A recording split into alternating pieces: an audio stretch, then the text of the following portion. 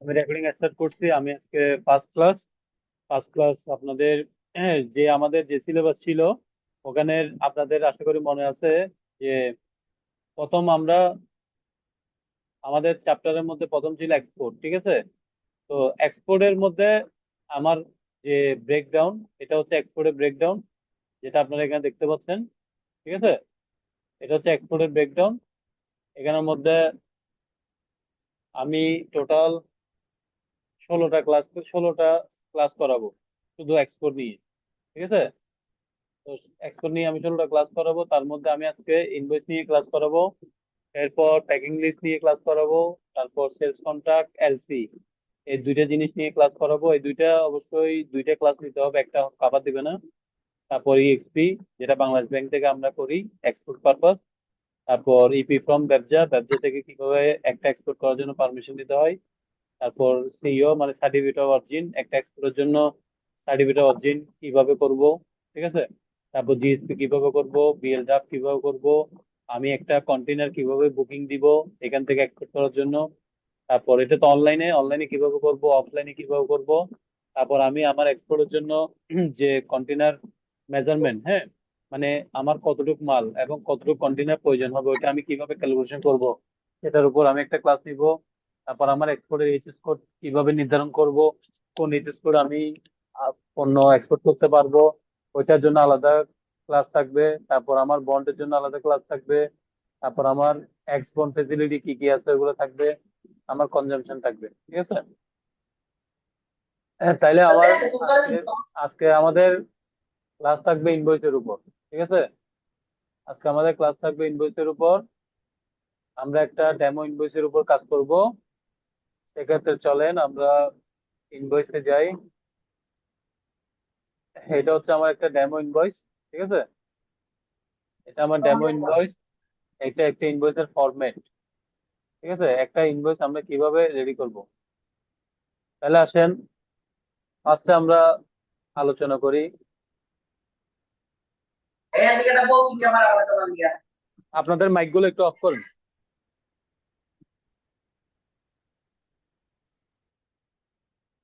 হ্যাঁ, thank you. আমি বলি, একটা এক্সপোর্ট মানে একটা রপ্তানি। হুম, একটা এক্সপোর্ট আমরা যেটা জানি আমদানি এবং রপ্তানি, যেটা বাংলায় বলি, ইংলিশে বলি এক্সপোর্ট ইম্পোর্ট। তো আমরা যখন একটা এক্সপোর্ট করব তখন অবশ্যই আমার একটা এক্সপোর্টের মাল, আমি বাংলাদেশ থেকে কানাডা, বাংলাদেশ থেকে ইউএসএ, বাংলাদেশ থেকে শ্রীলঙ্কা, বাংলাদেশ থেকে চাইনা আমি এক্সপোর্ট করব, ঠিক আছে? তো সেক্ষেত্রে আমি যখন এক্সপোর্ট করব তখন অবশ্যই আমার একজন বায়ার থাকবে। আমি যাকে মালটা বিক্রি করব সে হচ্ছে কি ক্রেতা, আমি হচ্ছে কি বিক্রেতা। তাহলে বিক্রেতা, আমি যখন বিক্রেতা তখন আমি বিক্রেতা হিসেবে আমি হব কি সেলার, যেখানে দেখতেছেন, ঠিক আছে? সেলার, সেলার হচ্ছে কে, যে মালটা এক্সপোর্ট করবে। আর শিপার, ম্যানুফ্যাকচারার, মালটা কে বানাবে, ঠিক আছে? কনসাইনি মানে মালটা কার কাছে পাঠাবো, মানে বায়ারের বা ব্যাংক, ঠিক আছে? এখানে বায়ারের নাম হইতে পারে বা ব্যাংকের নাম হইতে পারে কনসাইনি। আর শিপ টু আমি কাকে পাঠাবো, আমার বায়ারকে পাঠাবো, আমার বায়ারের নাম হইতে পারে, ঠিক আছে? আমার বায়ারের নাম হবে শিপ টু, আমি কাকে পাঠাবো। তাইলে এটা সাপোজ, এটা একটা, আমি একটা ইনভয়েস সাপোজ আমি এভাবে বুঝাই। ধরেন আমার বায়ার হচ্ছে আমি 2 পিস শার্ট, হ্যাঁ, শার্ট 2 পিস, 2 পিস শার্ট আমি বাংলাদেশ থেকে এক্সপোর্ট করব। আমার বায়ার আর আমি হচ্ছে সেলার, ঠিক আছে? আমি বায়ার, আমার বায়ার হচ্ছে suppose AB international. AB international হচ্ছে বায়ার। এবি ইন্টারন্যাশনাল কি করছে, আমাকে অর্ডার দিছে 2 পিস শার্ট তাকে পাঠানোর জন্য, ঠিক আছে? 2 পিস শার্ট আমি তাকে পাঠাবো, তার সাথে আমার কি হবে, পিআই হবে। পিআই বা পারচেস অর্ডার, ঠিক আছে? পিআই বা পারচেস অর্ডারের মধ্যে আমার প্রাইস থাকবে, ঠিক আছে? আমার প্রাইস থাকবে, আমার কোয়ান্টিটি থাকবে, হ্যাঁ, আমার প্রাইস, কোয়ান্টিটি, তারপর আমার পেমেন্টের টার্মস থাকবে। এগুলো সবগুলো মিলাই আমার পিআই বা পিও আমি রেডি করব। পিও এবং পি এর জন্য আলাদা ক্লাস আছে, তখন আমি বুঝিয়ে দিব। আজকে যেহেতু শুধু ইনভয়েস, তাহলে শুধু ইনভয়েসটাই আমরা বুঝবো। তাহলে ইনভয়েস করতে গেলে আমার কি করতে হবে? আমার বায়ার অ্যাবি ইন্টারন্যাশনাল আমাকে 2 পিস শার্ট বানাই এক্সপোর্ট করতে বলছে, ঠিক আছে?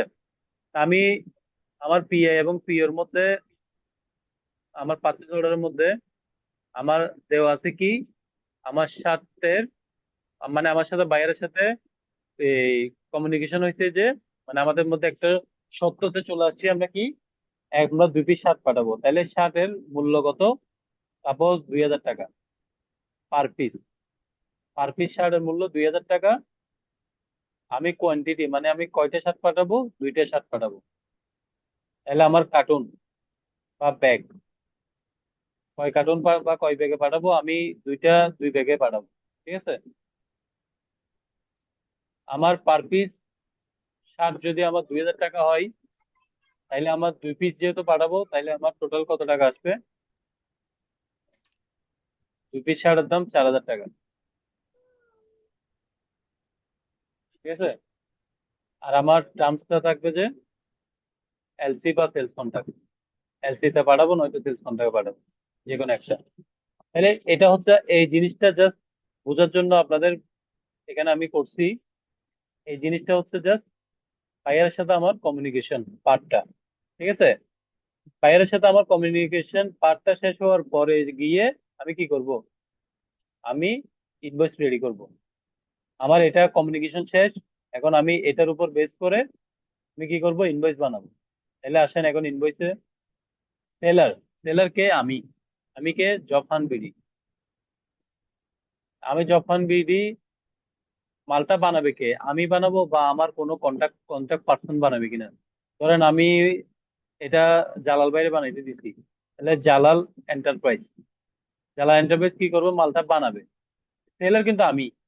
আমি বায়ার আমাকে চিনে, জালালকে চিনে না, ঠিক আছে? তাহলে বায়ার কি করছে? আমাকে অর্ডার দিছে। বায়ার আমাকে অর্ডার দিছে যে আমি যদি মালটা নিজে বানাইতাম, তাহলে আমি শিপারও আমি থাকতাম, মানে আমি ম্যানুফ্যাকচার করে আমি পাঠাতাম। এখন দেখা যাচ্ছে যে আমি বায়ারের সাথে কন্ট্যাক্ট করছি, কিন্তু মালটা পাঠাবে কে? জালাল এন্টারপ্রাইজ। সেক্ষেত্রে কি হবে?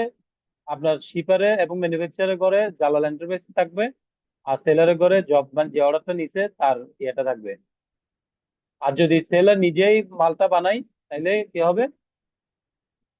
এখানের মধ্যে ম্যানুফ্যাকচারার এবং শিপার জব ফান্ড হবে। অর্ডারটাই জব ফান্ড বিডি নিছে এবং মালটাও সে বানাইছে। তাহলে আসেন, শিপ টু কারে পাঠাবে? এবি ইন্টারন্যাশনালকে। এখানে নিচে আরো অনেক কিছু থাকবে, এখানে অ্যাড্রেস থাকবে, কন্ট্যাক্ট নাম্বার থাকবে, মেল থাকবে, ঠিক আছে? সেম এগুলো তো একই ডিটেলস থাকবে,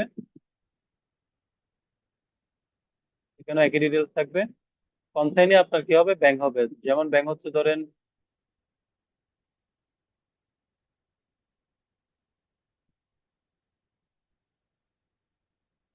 ইস্টার্ন ব্যাংক লিমিটেড থাকবে, মানে যে ব্যাংকের মাধ্যমে আমি এক্সপোর্টটা করতেছি, হ্যাঁ। এই অ্যাড্রেস থাকবে, ওদের আদার্স ডিটেলস থাকবে, শেষ। তারপর আসেন, এখানে আমার একটা ইনভয়েস নাম্বার পড়বে। তারপর ইনভয়েস নাম্বার আমার 01 পড়লো। আজকে ডেট থাকবে, আজকে 16 তারিখ, 6 মাস, 16ই জুন। পোর্ট অফ লোডিং, আমার মালটা লোড হবে কোথায়? চিটাং থেকে। আমি চিটাং দিব, চিটাং পোর্ট দিয়ে যাবে। যদি অন্যান্য পোর্ট দিয়ে যায়, যে পোর্টে যাবে সে পোর্টের নাম হবে। তারপর পোর্ট অফ ডেস্টিনেশন, কোথায় যাবে? ধরেন এটা আমি জাপানে পাঠাবো, এটা জাপানে যাবে। তারপর শিপ পোর্ট, আমি কি সিএ পাঠাবো না ইয়ারে পাঠাবো না রোডে পাঠাবো? আমি এটা বাই সিতে পাঠাবো, ঠিক আছে? বাই সিতে দিলাম। টোটাল কার্টুন, কার্টুন কত আমি এখন হিসাব করি নাই, হিসাব করব। তারপর ওয়েট কত, হিসাব করব। টার্মস হচ্ছে কি এফওবি। টার্মস আলাদা ক্লাস আছে টার্মসের। টার্মসের অনেক বিশাল বড় একটা ব্যাপার স্যাপার, মানে এই যে এক্সপোর্টের ইনকো টার্মস, ইনকো টার্মসটা নিয়ে আলাদা ক্লাস আছে। তখন ওইখানে ডিটেলস আলোচনা করবো এটা নিয়ে, ঠিক আছে? আমি এটা এফওবি তে পাঠাচ্ছি। এফওবি মানে হচ্ছে যে, আমি নর্মালি বলি, এফওবি হচ্ছে আমি এখান থেকে মালটা পাঠাবো, এখান থেকে জাহাজে তুলে দেওয়া পর্যন্ত আমার খরচ, মানে এক্সপোর্টারের খরচ। জাহাজে ওঠার পর থেকে তার পোর্টে গিয়ে তার ওয়ারহাউসে ঢোকা পর্যন্ত যে খরচ, ওইটা হচ্ছে যে বায়ারের খরচ। ওই টার্মস কে বলে এফওবি। আরো অনেক টার্মস আছে, ইনকো টার্মস আছে। এই ইনকো টার্মস মধ্যে এফওবি আছে, সিএফ আছে, সিএফআর আছে, ইএক্সডব্লিউ আছে। এগুলো ওয়ান বাই ওয়ান আমি বুঝিয়ে দিব, এগুলো আলাদা ক্লাস আছে। ঠিক আছে, তাইলে এটা যেহেতু আমি পাঠাচ্ছি যে এফওবি, এফওবি বেসিস, মানে আমি শিপ পর্যন্ত তুলে দেওয়া যা খরচ, এগুলো আমার। এরপরে যা খরচ সবগুলো হচ্ছে বায়ারের। গেল? এটা বায়ারের সাথে আমার চুক্তিতে অভাব হয়েছে, ঠিক আছে, সেজন্য আমি অভাব পাঠাইছি। আমার শিপিং মার্ক মানে হচ্ছে যে আমার কার্টুনের মধ্যে কি কি মার্ক থাকবে। আমার কার্টুনে একটা মার্ক থাকে, কার্টুনের মধ্যে আমার কি থাকবে, তাই কার্টুনের মধ্যে আমি মার্ক দিলাম, ধরেন এবি ইন্টারন্যাশনাল দিব। তারপর আমি আরো কিছু মার্কস এখানে অ্যাড করলাম, সাপোজ সাম এক্স ওয়াই জেড। এই এই মার্কটা কোথায় থাকবে? আমার কার্টুনের গায়ে থাকবে। এটা কার্টুনের গায়ে যে মার্কটা থাকে ওটাকে বলে শিপিং মার্ক। গেল? এখন ওই যে আমার সাথে যার সাথে কথা হয়েছে, এখন ধরেন আমার পিও থাকবে, পিও নাম্বার দিলাম 1 2 3 4 5। যে পিও তে তার সাথে আমার নেগোসিয়েশন হয়েছে, ওই পিওর একটা নাম্বার আছে, ওই ওই পিওতে দিলাম স্টাইল। আমি যে শার্টটা পাঠাচ্ছি শার্টটার স্টাইল নাম্বার থাকবে। ধরেন শার্টের স্টাইল নাম্বার হচ্ছে S3455, একটা স্টাইল নাম্বার। যে কোনো প্রোডাক্টের তো একটা স্টাইল নাম্বার থাকে, ঠিক আছে, এটা স্টাইল নাম্বার দিলাম। ডেসক্রিপশন দিলাম আমি মেন্স শার্ট, শার্ট দিলাম, ঠিক আছে। এখন আসেন quantity, FOB CM, FOB CMP, ঠিক আছে। এখন আসেন, এটা এই শিপমেন্টটা আমি সিএম এ করবো, সিএমও করবো, এফওবি থাকবে, সিএমও থাকবে। সিএম মানে হচ্ছে এটা আপনার কস্ট অফ ম্যানুফ্যাকচারিং, মানে এটা বানাইতে কত টাকা খরচ হয়েছে, ওটা আলাদা একটা কর থাকবে। এফওবি মানে টোটাল কস্ট কত, এটা থাকবে। ওটা আমরা বের করবো কেমনে, দেখেন। আমি তাকে কি পাঠাচ্ছি? শার্ট পাঠাচ্ছি। কোয়ান্টিটি কত? 2 পিস। আমি তাকে 2 পিস শার্ট পাঠাচ্ছি।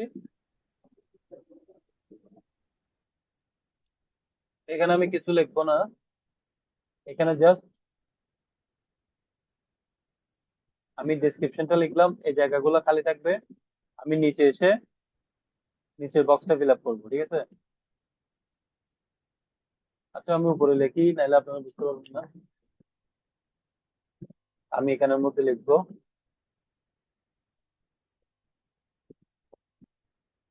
আমার শার্ট ছিল কয় পিস, ওর সাথে আমার কথা হয়েছে এখানে 2 পিস শার্ট। হ্যাঁ, 2 পিস শার্ট। আমার ইউনিট প্রাইস, মানে এক পিসের দাম কত। ইউনিট প্রাইস মানে আমরা বুঝি যে এক পিসে, ঠিক আছে। এখানে পেয়ার আছে, এটা পেয়ার হবে না, এটা আমি বুঝেছিলাম তখন। এটা হচ্ছে যে আপনার আমরা মজা এক্সপেক্ট করছিলাম। এটা যেহেতু পিসে, আমি এখানে পিস লিখবো, মানে পার পিস। পার পিসের দাম কত? 2000 টাকা। হ্যাঁ, $2000 ধরি আমরা। পার পিস হচ্ছে $2000। আপনার সিএম ভ্যালু, সিএম ভ্যালু কি হয়? সিএম হয় যে সবসময় এফওবি ভ্যালুর 45%। তাহলে কত? $900। সিএম ভ্যালু হয় $900।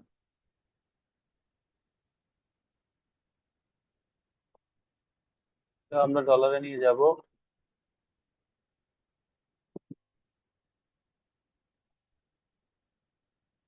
ঠিক আছে, এখন আসেন, আমার টোটালটা এখানে হিসেব ক্যালকুলেশন করব আমি। টোটাল এফওবি, এটার সাথে 2 পিস দাম কত? 4000, $4000। সিএমপি হবে সেম, সিএমপির সাথে আমি ফর্মুলা দিব 2 পিসের সাথে 1800। এটা আমার টোটাল হয় কত? 4000, এদিকে 1800। তাহলে আমার total FOB value 4000, CMP value 1800, ঠিক আছে। তাহলে আমার টোটাল ইনভয়েসের ভ্যালু চলে আসছে দুইটা। আমি এখানে কথাই লিখে দিব,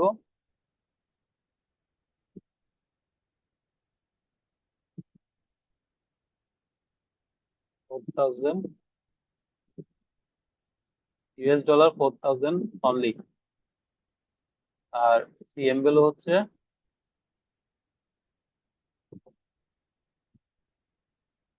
1800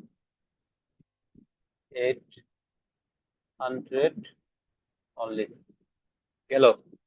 এখানে আমি দুইটা ভ্যালুর মানেটা কি, দুটা ভ্যালু মানে হচ্ছে এফওবি ভ্যালু মানে হচ্ছে টোটাল ভ্যালু, যেটা আপনার বানানো, তারপর এখান থেকে বানানোর পরে ওখানে এই যে র মেটেরিয়াল যেগুলো কিনছি, হ্যাঁ, ওই মালটা বানানোর জন্য যা যা আপনার কাঁচা মাল কিনতে হয়েছে ওগুলো সবগুলো মিলে আমার একটা খরচ, এটা ওকে বলে আমি এফওবি মানে টোটাল খরচ। টোটাল খরচ থেকে আমি আরেকটা হিসাব করি যে আমার বানাইতে কত খরচ হয়েছে, বানাইতে আমার যা খরচ হয় এটাকে আমি বলি সিএম, আর যেটা বানানো সহ আদার্স খরচ সহ যেটা, এটা বলে এফওবি। তাহলে এখানে আমি দুই রকম ভ্যালু বের করছি, একটা বের করছি আপনার টোটাল ভ্যালু কত 4000, আর একটা কস্টিং মানে আমার মালটা বানাতে কস্টিং কত হয়েছে 1800। তাহলে আমি এখানের মধ্যে আমার প্রফিটটা আমি ইজিলি বের করে ফেলতে পারতেছি। আমার মালটা বানাইতে লাগছে 1800, কিন্তু আমার সেল করছে কত 4000, আমার এখানে আপনার $1200 আমার প্রফিট আছে। ঠিক আছে, প্রফিটটা ইজিলি বের করার জন্য আমরা ভ্যালুকে দুই ভাগে বিভক্ত করে দিই। আপনি যদি চান সিএম ভ্যালু দিবেন না, সমস্যা নাই, সিএম ভ্যালু না দিয়েও করা যাবে। আমি সিএমটাই এই জন্য দেখেছি যে ইজিলি আপনার জিনিসটা প্রফিট কোনটা ওটা বোঝার জন্য, মানে প্রফিটটা মানে ইজিলি ভাবে বোঝার জন্য আর কিছু না। আচ্ছা, এটা গেল। এটা এভাবে আমি আমার মূলত ইনভয়েসটা আমি রেডি করে ফেলছি। ঠিক আছে, ইনভয়েস রেডি করার পরে আমি কি করব, এই ইনভয়েসটা আমি পাঠাবো আমার বাইরের কাছে, সে দেখবে সবকিছু, মানে পিআই সাথে, যে পিআই করব, হ্যাঁ, এপি এর সাথে ম্যাচ করতেছে কিনা, সবকিছু ঠিক আছে কিনা, কোয়ান্টিটি, ডেসক্রিপশন, তারপর আপনার এই যে 500 6টা নাম্বার, স্টাইল, এগুলো সবগুলো ঠিক আছে কিনা। তাহলে আপনারা এখন মনের মধ্যে প্রশ্ন থাকতে পারে যে পিআই বা পিও জিনিসটা কি। সেজন্য আমি আপনাদের একটা ডেমো, ডেমো না মানে আমি একটা পিও আপনাদের দেখাবো, জাস্ট ফর আপনাদের জানার জন্য। দেখেন, এটা হচ্ছে একটা বায়ারের পিও।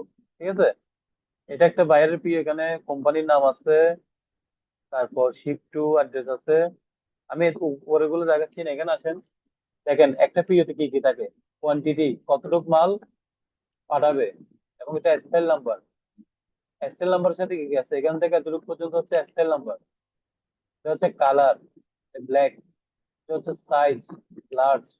ঠিক আছে, এটা দেখেন ইউনিট প্রাইস দেওয়া আছে। তাহলে 220 পিসের দাম ইউনিট প্রাইস এত করে ইন্টু করলে 820.60 ডলার হয়। ঠিক আছে, এটা এইচএস করে দেওয়া আছে, দেখেন এখানে এইচএস করে আছে। এই এরকম একটা পিও থাকবে, ওই পিওটা দেখে দেখে আমাদের কি করতে হবে, ইনভেস্টটা মেক করতে হবে। এখন যেভাবে আমি বলছি, ওই পিওটা আমরা কি বায়ার সাথে আমার সাথে যে কমিউনিকেশন হয়েছে, ওই কমিউনিকেশন উপর বেস করে একটা পিআই বা একটা পিও, যে পারচেস অর্ডার মানে কি, পিও শর্ট ফর্ম হচ্ছে পিও, পারচেস অর্ডার। এই যে পারচেস অর্ডার নাম্বার দেওয়া আছে, ঠিক আছে, তারপর এখানে এসএল নাম্বার দেওয়া আছে। এভাবে একটা পিও হয়, ওই পিও থেকে আমরা ইনভয়েস বানাইতে পারি। ঠিক আছে, ইনভয়েস বানানোর পর আমরা কি করব, প্যাকিং লিস্ট করবো। তা প্যাকিং লিস্ট যেহেতু আজকে ক্লাসে না, আমি প্যাকিং লিস্টের ব্যাপারে আজকে বলবো না। ওইটা- আমি প্যাকিং লিস্ট যখন রেডি করব। একটা প্রশ্ন করতে পারি? জি বলেন। এই যে পিওটা আপনি পাবেন কোথায়? এটা কি ইম্পোর্টার দিবে? অবশ্যই ইম্পোর্টার দিন। আচ্ছা আচ্ছা, একটু দয়া করে কি একটু পিওর চিত্রটাকে একটু দেখাবেন, মানে সেক্ষেত্রে একটু বুঝতে সুবিধা হইতো। এই যে এটাই পিও। ও আচ্ছা আচ্ছা, পার্সেস অর্ডার। জি জি, আচ্ছা এখানে আচ্ছা, ঠিক জাস্ট আছে। বায়ারের ডিটেলস থাকবে আর সেলার ডিটেলস থাকবে, এইটুকু। আচ্ছা আচ্ছা এই যে আচ্ছা। উপরে যে দেখতেছেন এটা হচ্ছে বায়ার, হ্যাঁ, আমেরিকার একটা বায়ার। হ্যাঁ। এখানে এটা বাংলা, এটা হচ্ছে হংকং এর কোম্পানি, আর এটা হচ্ছে মাল কোথায় পাঠাবে, মাল পাঠাবে ইউএস এর মধ্যে, হংকং থেকে ইউএসএ যাবে। ঠিক আছে, জি। এটাই পাচ্ছে। হুম। আচ্ছা আচ্ছা আচ্ছা, ঠিক আছে। এখানে এফওবি চিটাগাং লিখছে, দেখছেন, চিটাগাং মালটা ম্যানুফ্যাকচারিং করবে, এখন চিটাগাং মালটা ম্যানুফ্যাকচারিং করবে। মূল এখানে বোঝার জিনিস আছে, দেখেন, এ হচ্ছে সেলার, ঠিক আছে, হংকং, সে অর্ডারটা নিছে, সে মালটা পাঠাবে কাকে, ওকে। ঠিক আছে, সে মালটা হ্যাঁ। মালটা দিবে কাকে, একে, কিন্তু মালটা বানাবে চিটাং এর একটা ফ্যাক্টরি। চিটাং এর ফ্যাক্টরি যে বানাবে সে সিএম ভ্যালুটা পাবে, ফুল ভ্যালুটা পাবে এ। ঠিক আছে। এখন আমার প্রশ্ন হলো যে যেহেতু সে চিটাগং থেকে এই মালটা কিভাবে পাঠাবে জাহাজে করে, মানে তার তো বাংলাদেশ কি তাকে মানে পণ্যটাকে ছেড়ে দিবে যাওয়ার জন্য? সে অবশ্যই অবশ্যই ছেড়ে দিবে, কারণ সে এক্সপোর্ট যখন করবে সে অবশ্যই গভর্নমেন্ট অথরিটি থেকে পারমিশন নিবে না এক্সপোর্ট করার জন্য। আচ্ছা আচ্ছা। আর ফ্যাক্টরি আছে, তার লাইসেন্স আছে, সবকিছু আছে। তারপর তো সে এক্সপোর্ট করছে। সে তো একটা অর্ডার নিয়ে এসে সে শুধু শুধু এক্সপোর্ট করতে পারবে না। সে কিন্তু ফুল সেট তার আপ দেওয়ার লাইসেন্স তো পরে হংকং এর লাইসেন্স, কিন্তু তার লাইসেন্স তো ওর তো হংকং এর বাংলাদেশের লাইসেন্স মধ্যে তো ফ্যাক্টরি আছে। এই যে চিটাং দেখছেন, হ্যাঁ, চিটাং এ তার যে ফ্যাক্টরি, এই যে আচ্ছা এখানে আচ্ছা। টিসিম কোম্পানি লিমিটেড, এটা হচ্ছে হংকং এর ফ্যাক্টরি। সেম টিসিম কোম্পানি লিমিটেড বাংলাদেশেও একটা আছে। এখানে শুধু ম্যানুফ্যাকচারিং হয়। ওকে ওকে। বুঝতে পারছেন? জি, এখন আমি বুঝতে পারছি। ধরেন আপনার একটা ফ্যাক্টরি ইতালিতে আছে, আরেকটা আরেকটা আছে বাংলাদেশে। বাংলাদেশে যেটা আছে ওটা হচ্ছে শুধুমাত্র আপনি ম্যানুফ্যাকচারিং করবেন, গার্মেন্টস, ওখানে মাল বানাবেন, মাল বানাইয়ে পাঠাবেন ইউএসএ। আপনার বায়ার কিন্তু ইউএসএ বায়ার, কিন্তু হংকং এ আপনার অফিস, ইতালিতে আপনার অফিস। আপনি কি করছেন, ইতালি থেকে ওর সাথে কমিউনিকেশন করছেন, মালটা কম খরচে মাল বানানোর জন্য আপনি বাংলাদেশে দিলে, যেহেতু বাংলাদেশে ওয়ার্কারের ভ্যালু কম, বাংলাদেশে কম খরচে অনেকটা অনেকগুলো ওয়ার্কার পাবেন, কিন্তু বিদেশের মধ্যে তো আর কম টাকা দিয়ে ওয়ার্কার পাবেন না। ওই জন্য ওরা কি করে, বিদেশিরা বাংলাদেশের মধ্যে একটা কোম্পানি করে, ওখানে কম খরচে লেবার দিয়ে, ওয়ার্কার দিয়ে মালগুলো রেডি করে এখান থেকে ডাইরেক্টলি এক্সপোর্ট করে ফেলে।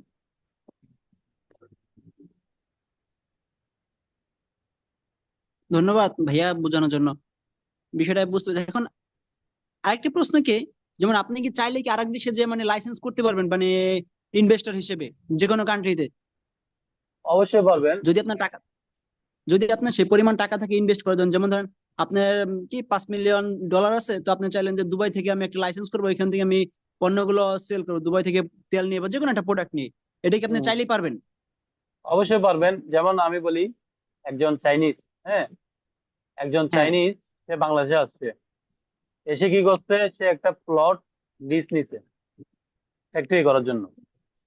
প্লট লিজ নেওয়ার পরে সে কি করছে, একটা গভর্নমেন্ট অথরিটি থেকে একটা ফ্যাক্টরি সেট আপের পারমিশন নিছে। ঠিক আছে, ফ্যাক্টরি সেট আপ করার জন্য একটা পারমিশন নিছে। এটা ব্যবসা থেকে হইতে পারে, ওই যে কালকে আমি যে অথরিটি বলছিলাম, ব্যবসা থেকে হইতে পারে, হ্যাঁ। বিটা থেকে হইতে পারে, বিজিএমইএ থেকে হইতে পারে, বিকেএমইএ থেকে হইতে পারে, বিওআই থেকে হইতে পারে। যে কোনো একটা প্রতিষ্ঠান ইয়া থেকে, অথরিটি থেকে সে ফ্যাক্টরি সেট আপের জন্য পারমিশন নিছে। ঠিক আছে, পারমিশন নেওয়ার জি। পরে সে কি করছে, ফ্যাক্টরি রেডি করছে। ফ্যাক্টরি মানে প্লট নিয়ে ফেলছে প্রথমে লিজ, তারপর পারমিশন নিয়েছে ফ্যাক্টরি সেট আপ করার জন্য, ফ্যাক্টরি সেট আপ করছে। ফ্যাক্টরি সেট আপ করার পরে সে বন্ডের লাইসেন্স নিছে। বন্ডের লাইসেন্স কেন নিছে, সে এক্সপোর্ট ইম্পোর্ট করার জন্য। ঠিক আছে, সে লাইসেন্স নিছে হুম। এক্সপোর্ট ইম্পোর্ট করার জন্য। এরপরে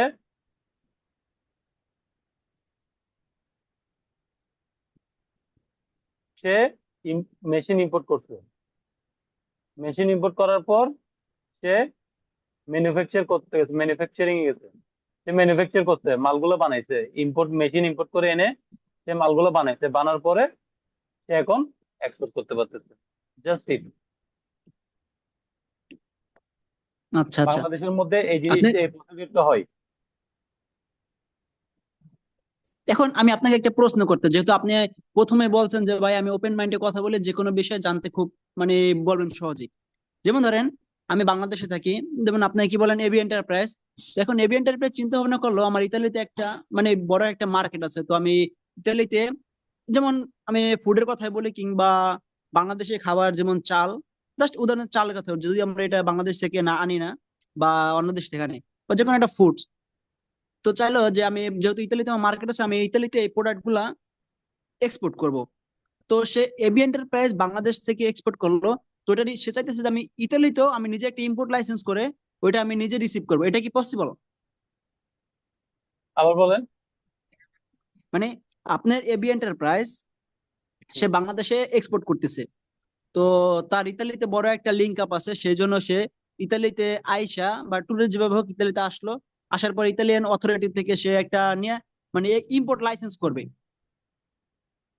আমি ওয়ান বাই ওয়ান বলি। এবি এন্টারপ্রাইজ, হ্যাঁ, হ্যাঁ সে সে তার কোম্পানি হচ্ছে বাংলাদেশে, ঠিক আছে। হ্যাঁ হ্যাঁ। জি। সে সে আরেকটা সিস্টার কনসার্ন করছে ইতালিতে, হ্যাঁ হ্যাঁ। ঠিক এটা আছে। হলো ইম্পোর্ট লাইসেন্স।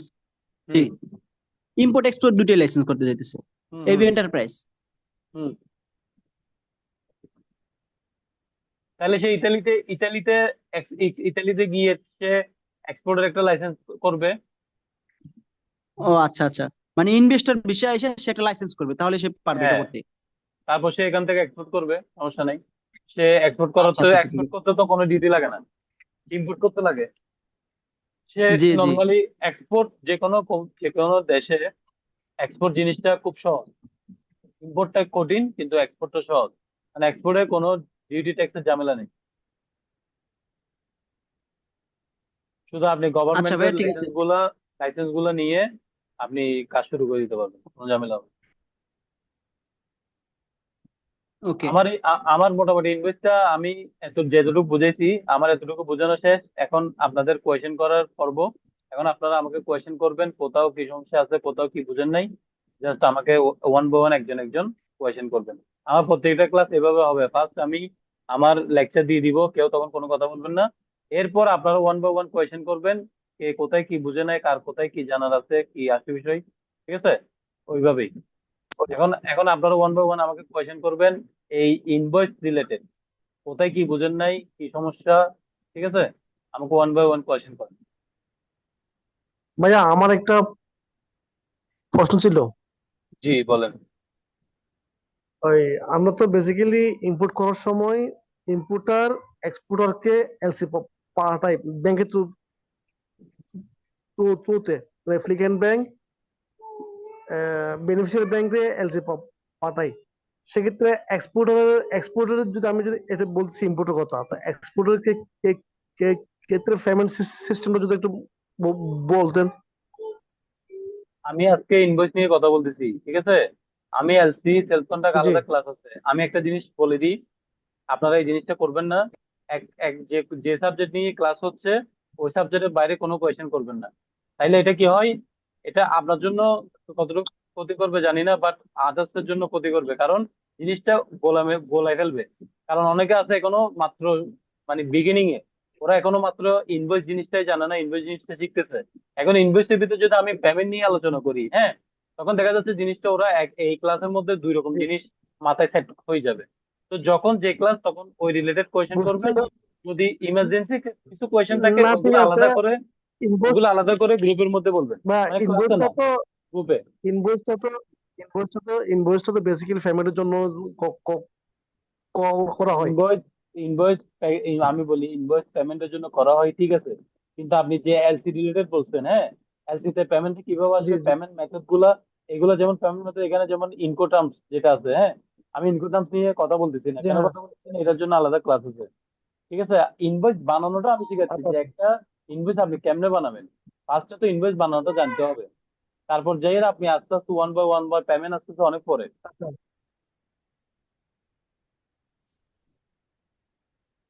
আচ্ছা। যখন যে ঠিক আচ্ছা আছে। ক্লাস তখন ধন্যবাদ। সে রিলেটেড কথা বলবেন, তাইলে সবার জন্য সুবিধা হবে, নাইলে গোলাই ফেলবে ক্লাস। আচ্ছা ভাই, একটা আরেকটা প্রশ্ন ছিল, যদি অনুমতি দেন। যে জি বলেন। কমার্শিয়াল ইনভয়েসটা যেটা আমি এখন তৈরি করব, তো হুম আমাকে পিও দিল জেবি এবি এন্টারপ্রাইজ, হুম জব হান্ট বিডিকে। তো আচ্ছা এখন আচ্ছা, জব ঠিক হান্ট আছে, বিডি কোনো যখন, সমস্যা নেই। আচ্ছা তো একটু একটু একটু উপরে না, আমি একটু দেখাই। এই যে এই কমার্শিয়াল ইনভয়েসটিকে জব হান্ট বিডি কি নিজের এক্সপার্ট এক্সপার্ট মানে এক্সপার্ট ব্যক্তি দিয়ে কি বানাবে, নাকি এটা কোনো অথরাইটি ইন্টারনেটের থেকে? সমস্যা।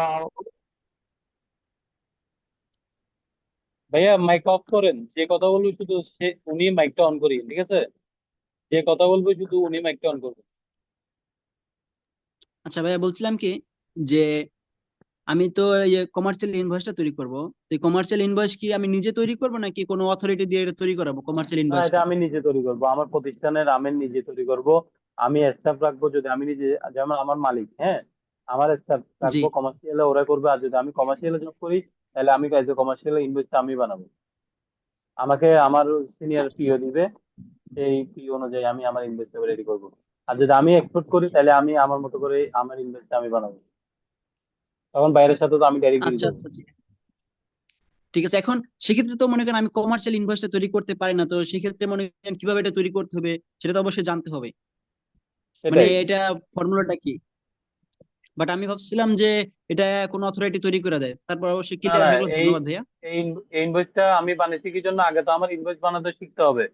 আমি একদম গোড়া জি থেকে উঠতেছি, ঠিক আছে। আমি জি জি আমি এখন যদি আপনাদের অন্য রিলেটেড কথা বলি আপনারা কিছু বুঝবেন না। তো আমি আগে জানতে চাচ্ছি যে যে আমি প্রথমে কমার্শিয়ালের প্রথম ধাপ কি। আমার একটা পিআই পাওয়ার পরে বা পিও পাওয়ার পরে আমি একটা ইনভয়েস রেডি করব।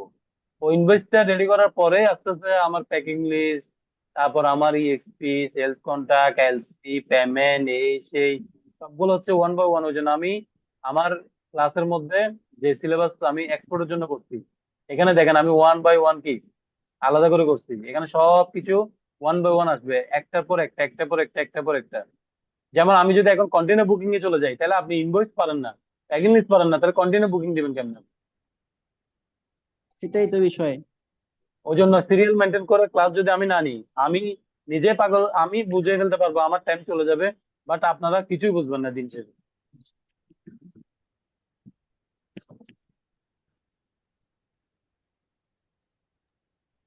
আচ্ছা ভাই, আমি কি একটা প্রশ্ন করতে পারি? কি বলেন? আচ্ছা ভাই, আপনি যেটা বলেছেন CM 45%, মানে কস্ট মার্জিনটা, হ্যাঁ, এটা কি ভেরিয়েবল নাকি এটা সবসময় 45% স্ট্যান্ডার্ড? 45% না, এটা হচ্ছে আপনার মানে বাইরের হুম সাথে বা আপনার প্রতিষ্ঠানে, হ্যাঁ, আপনার হুম প্রতিষ্ঠানের মধ্যে আপনি বায়ারের সাথে কিভাবে নেগোসিয়েশন করতেন, বা আপনার আপনার প্রতিষ্ঠানের যে মালিক মালিক পক্ষ থাকবে, হ্যাঁ, ওই মালিক হুম পক্ষই ওইটা একটা কস্টিং হিসাব করে আপনাকে বলে হুম দিবে যে এটা 45% রাখো বা 40% রাখো বা 42% রাখো। কিন্তু as per Bangladesh government law, 45% হুম এর থেকেও অধিক আপনি সিএম রাখতে পারবেন না। তা আপনাকে বাংলাদেশ ব্যাংকে যখন ইস্যু করতে যাবেন এক্সপোর্টের জন্য, তখন কিন্তু আপনারা হোল্ড করবে। 45%-এর বেশি আমি এলসি ইয়ে করতে পারবো না। মানে তবে এটা বেশি তো গেলে আমার তখন হচ্ছে আপনার, কনফিডেন্সিয়াল, এটা ওটা তো ওয়ান কাইন্ড অফ আমার কনফিডেন্সিয়াল ডাটা। জি জি জি রাইট। কম্পিটিটরকে আমি, হ্যাঁ, তা সেক্ষেত্রে আমি এটা না দিলে কি ভালো না? এটা এটা এটা আপনি কেন দিবেন আমি বলি। এই সিএম ভ্যালুটা আপনার থেকে যখন ইস্যু করবেন, আপনার থেকে সিএম ভ্যালু হুম যদি না দেখান, তখন আপনার আপনার পেমেন্টটা যদি আপনার ব্যাংকের মধ্যে এফওবি ভ্যালুটা না আসে, এফওবি হুম ভ্যালু $4,000 যদি আপনার ব্যাংকে না আসে, যদি 1800 হুম আসে, সে আপনাকে কোয়েশ্চেন করবে না যে তুমি এখানে 4,000 দেখাইলে এখানে আবার 1800 টাকা কেন কেন আসছে, $1800 কেন আসছে? তখন আপনি দুইটা দেখেছেন কি, আমার এফওবি ভ্যালু হুম হচ্ছে 4,000, আমার সিএম হচ্ছে 1800, তাহলে আমার ইএক্সপি 1800 দিয়ে হবে, ঠিক আছে। 1800 দিয়ে আমার হুম কি হবে, ইএক্সপি। তাহলে ওই 1800 পেমেন্ট, আমার $1800 পেমেন্ট আমার ব্যাংকের মধ্যে আসবে। হুম, গট ইট। আর এখানে কোয়ান্টিটির পাশে যেটা ইউএম যেটা দিচ্ছেন, ওটা কি জাস্ট কি ইউএম এটা ক্ষুদ্র হচ্ছে যে অংশ ইউএম একটা কোড, তো যে পিওর মধ্যে একটা কোড দেখছেন না একটু আগে, যে পিওটা দেখিলাম, এটা এমনি ফর্মুলা করা ছিল জাস্ট। এই যে আমি বলি ওকে, যে এখানে দেখতেছেন না ইউএম, একটা কোড কোড, পিওতে ঠিক আছে, কোডটা গট থাকে, ইট, ওইটা গট ইট, ওইটা গট ইট। জাস্ট ফর্মুলা ছিল, অতটুকু রয়ে গেছে। না, ধন্যবাদ, ধন্যবাদ আপনাকে। জি। নেক্সট। জি, আসসালামু আলাইকুম নয়ন ভাই, একটা প্রশ্ন ছিল আর কি। জি এই বলেন। জি জি ভাই, আপনার যে এখন ভ্যালুর ভিতরে তো আপনি সিএম ভ্যালুটা ইনক্লুডেড না, কস্ট বুঝি মার্জিনের নাই। যে ভ্যালুটা, এখন ভিতরে এখন যে ভ্যালু দিচ্ছেন 4,000, এফওবি এফওবি ভিতরে ইনক্লুডেড এটা, হ্যাঁ হ্যাঁ হ্যাঁ। সেটা জানা দরকার কি আপনার আলাদাভাবে দেখাইতে হয় না? না দেখালে আসলে আপনি যে বললেন সিএম যদি পেমেন্টে না করে দেখান সমস্যা কোনো হয় আর কি। সমস্যা নাই। আপনি যদি বলেন যে আমি $2,000 দেখাবো, আমার $2,000 আসবে, তাহলে আমার আপনার সমস্যা নেই। আমি সিএমটা আলাদা করে দেখানো মানে কি, ইনভয়েস সবসময়, মানে ইনভয়েস সবসময় বলতে, ইনভয়েসে দুইটা মেথডে পেমেন্ট আসবে, একটা হচ্ছে সিএম মেথডে, একটা হচ্ছে এফওবি মেথডে। আমি দুইটা একসাথে দেখাই ফেলা মানে হচ্ছে আপনারা দুইটাই সম্পর্কে জানে ফেলছেন। তাহলে কোনোদিন যদি সিএম ভ্যালু নিয়ে কাজ করতে হয় যেন আপনাদের কোনো প্রবলেম না হয়, সেজন্য আমি দুইটাই দেখাই ফেলছি। এখন আপনি যদি শুধু সিএম ভ্যালু নিয়ে কাজ করেন তাহলে শুধু সিএমবিএল নিয়ে কাজ করতে পারবেন, আর যদি এফওবি ভ্যালু নিয়ে কাজ করেন তাহলে এফওবি নিয়ে কাজ করতে পারবেন, সমস্যা নেই। জি, ধন্যবাদ। ঠিক আছে।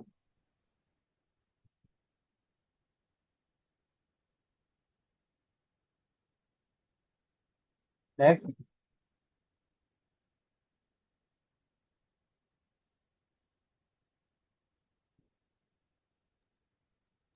হ্যালো।